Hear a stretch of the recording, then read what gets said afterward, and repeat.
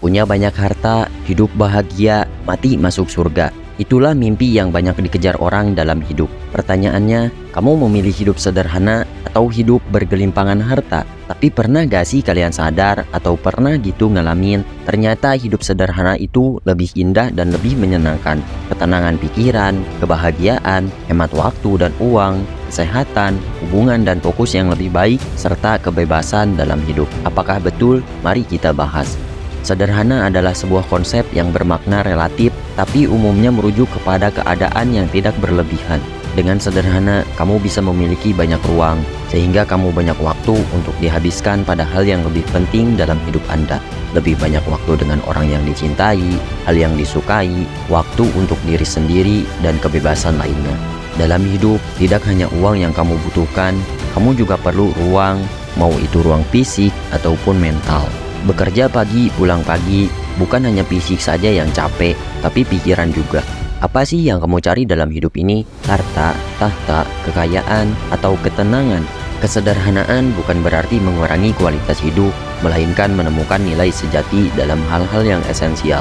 Banyak kok orang-orang kaya di luar sana yang memilih gaya hidup sederhana. 1. Warren Buffett. Warren Buffett terkenal sebagai miliarder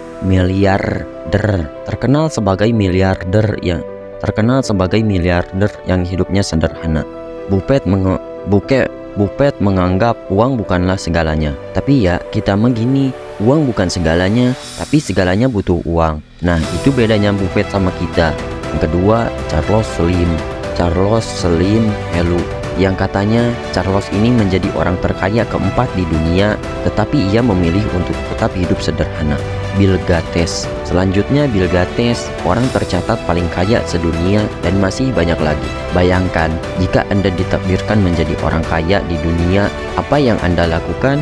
Di sini kita bisa ambil inspirasi bahwa hidup punya banyak harta tak serta-merta membuat mereka larut dalam hidup penuh kemewahan. Berikut tips cara menuju hidup sederhana yang bisa Anda terapkan. 1. Kurangi kebutuhan atau kepemilikan. Fokus pada kebutuhan dasar dan hindari membeli barang-barang yang tidak benar-benar diperlukan, dan singkirkan barang yang tidak diperlukan melalui donasi, penjualan, atau daur ulang.